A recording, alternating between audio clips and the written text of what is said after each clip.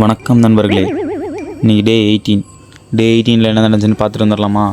காலைல ஏஞ்சோடனே காடி ரொம்ப அழுக்காக இருந்துச்சு. கடைசியாக பைக் எங்கே கழுவி கொடுத்தாங்கன்னா, நம்ம சர்வீஸ்க்கு எடுத்துகிட்டு போனோம்ல, அங்கே அவங்களே கழுவி கொடுத்தாங்க, அவ்வளோதான்.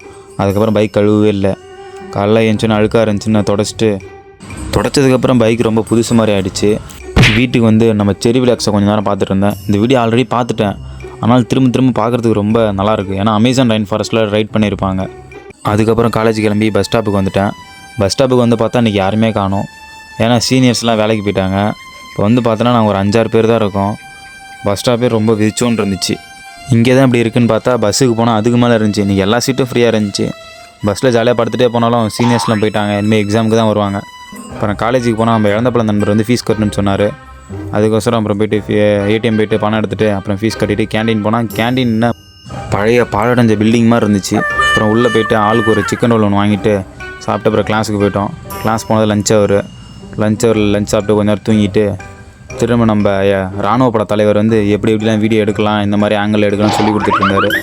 அதை கொஞ்ச நேரம் கவனிச்சுட்டு இராணுவ பட தலைவர் எதாவது சீரியஸாக பேசிகிட்டு இருந்தார்.